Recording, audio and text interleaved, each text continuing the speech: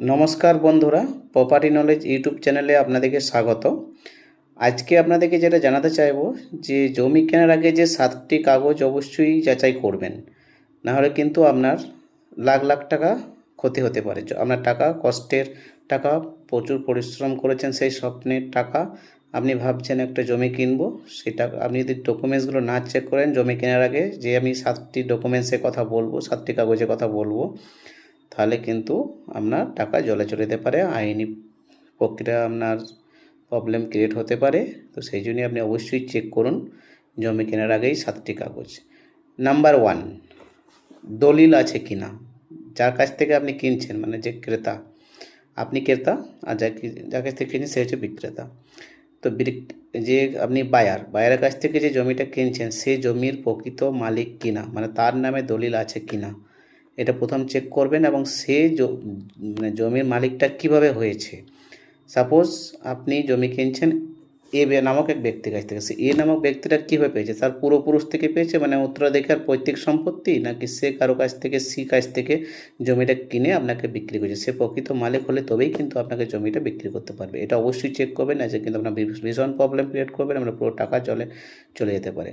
2 নম্বর point, জমিটা আপনার mutation বা পার্টিশন হয়েছে কিনা, এটা অবশ্যই চেক করবেন। অনেক সময় কী হয়, মিউটেশন হয় না, পরে আপনি মিউটেশন করতে গেলে তখন অনেক প্রবলেম ক্রিয়েট হতে পারে। বিএলওর অফিসে ছোটাছুটি করতে হতে পারে, কোর্টে ছোটাছুটি করতে হতে পারে, আপনার পার্টি দিকে ছোটাছুটি করতে হতে পারে। পার্টি বলতে আপনি যার কাছ থেকে কিনেছেন সে আবার তার রিলেটিভের কাছ থেকে পারমিশন, ডকুমেন্টস, কাগজ নিয়ে আসতে হবে। তো অনেক কিছু প্রবলেম ক্রিয়েট হবে, এগুলো আপনি করবেন না। আগে মিউটেশন, পার্টিশন আছে কিনা সেই ডকুমেন্টসটা আপনি, সেই কাগজটা চেক করে নেবেন। প্রপার্টি ট্যাক্স বা খাজনা দিয়েছে কিনা সেই কাগজটা আপনি অবশ্যই চেক করে নেবেন। না ছাড়া আপনার যতদিন পর্যন্ত বাকি আছে আপনি যদি না দেখে কেনেন, আপনি যদি না দেখে কেনেন, তাহলে কিন্তু আপনাকে ভবিষ্যতে ওই টাকাটা পুরোটাই ক্লিয়ার করতে হবে, তবেই আপনি প্রপার্টি ট্যাক্স খাজনা আপনার নামে রেকর্ড করতে পারবেন।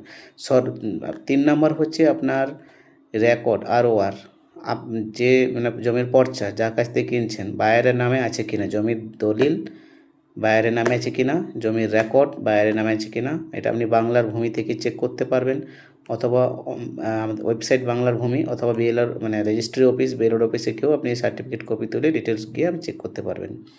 4 নম্বর হচ্ছে আপনার জেল নাম্বার, মৌজা নাম্বার, খতিয়ান নাম্বার অবশ্যই চেক করবেন, কি কত পরিমাণ আছে, কত অংশ আছে যে জমিটা বিক্রি করছে, চেক করবেন অবশ্যই।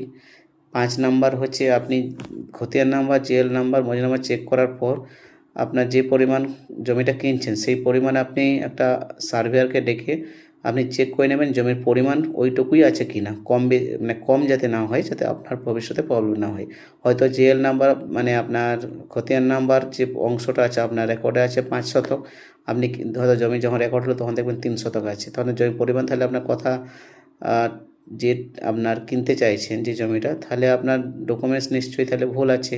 যদি আপনার মাপে ঠিক না থাকে তাহলে অবশ্যই আপনি সেটা আপনি চেক করে নেবেন, জিএল নাম্বার, খতিয়ান নাম্বার ঠিকঠাক আছে কি না। এছাড়া ভবিষ্যতে আপনাকে প্রবলেম ক্রিয়েট হবে, আপনি যে টাকাটা দেবেন 5 শতকে কিন্তু আপনার রেকর্ড হবে 3 শতকে, পরে আপনি আবার দলিল নিয়ে আবার বিএলওর অফিস, অনলাইন, কোর্ট, তারপর রেজিস্ট্রি অফিস আপনাকে ছোটাছুটি করতে হবে, আইনি প্রক্রিয়া করতে হবে আপনাকে, তাহলে কোনো হ্যারাসমেন্ট হবে। কিন্তু তার আগেই আপনি সমস্ত কিছু চেক করে নেবেন। 6 নম্বর হচ্ছে আপনি যে জমিটা কিনছেন সেটা চেক করবেন সরকারি কোনো নিষেধাজ্ঞা আছে কি না, কোনো কোর্টের থেকে নিষেধাজ্ঞা আছে কি না, ঋণ আছে কি না জমিটার, সেটা চেক করে নেবেন। 7 নম্বর যে পয়েন্টটা হচ্ছে সেটা হচ্ছে আপনার জমিটা চারিদিকে রাস্তা ছাড়া আছে কি না, চারিদিকে রাস্তা, আপনার জমির চৌহাদ্দি যেটাকে বলে, আপনার জমির বা বাড়ির মানে যেটা কিনছেন যে প্লটটা, চারপাশে কি কতদূর ছাড়া আছে বা কী পজিশনে আছে সেটা আপনি অবশ্যই একবার চেক করে নেবেন।